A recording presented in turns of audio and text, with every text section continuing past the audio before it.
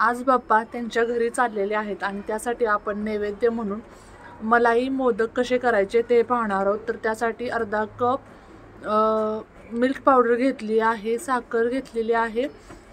साखर आपल्या आवडीप्रमाणे कमी किंवा जास्त करायची आहे आणि कोको पावडर आहे ती 1.5 चमचा घेतले। तर आपण यामध्ये चॉकलेट फ्लेवरचे हे मोदक बनवणार आहोत, जेणेकरून बाप्पाला तर आवडतातच पण सर्व लहान मुलांना सुद्धा हे चॉकलेटचे मलाई मोदक खूप आवडतील। तर कढई गरम करायला ठेवली, त्यामध्ये फक्त अर्धा चमचा मी तूप घातलं आणि त्यामध्ये मिल्क पावडर घातली।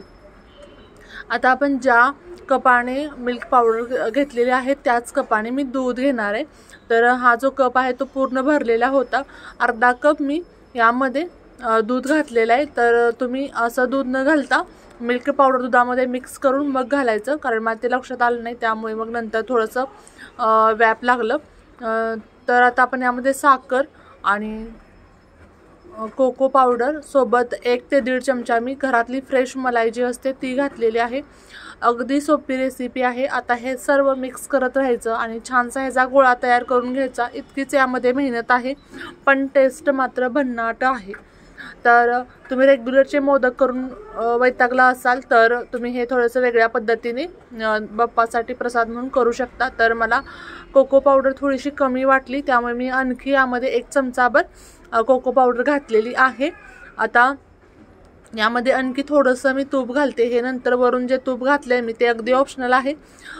तर हे फक्त मिक्स करत राहायचं। फक्त अर्धा तासाच्या आतमध्ये तुमचे हे मलाई मोदक तयार होतात, नो झंझट। आणि खायला मी सांगितल्याप्रमाणे लहान मुलांना तर खूपच हे मोदक आवडतात।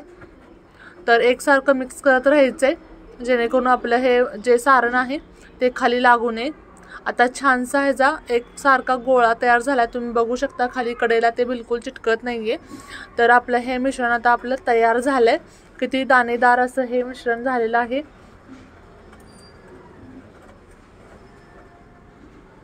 आता आपण थोडंसं हे कोमट करून घ्यायचं आणि ह्याचे मोदक तयार करायचे। तर मी कोणतेही मोल्डचा वापर न करता हाताने छोटे छोटे मोदक करते, कारण प्रसादाला म्हणलं की मोदक जास्त क्वांटिटीमध्ये लागतात।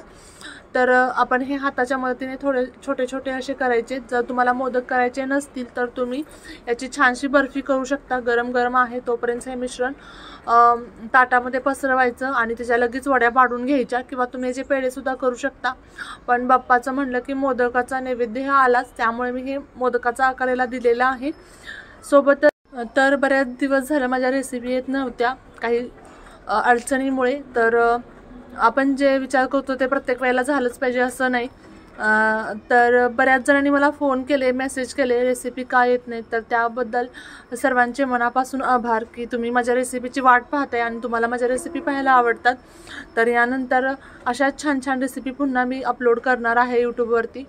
तर मी स्क्रीनवर दाखवल्या पद्धतीने हा मोदक तयार करून घ्यायचे। मी 2 मोदक तुम्हाला तयार करून दाखवते।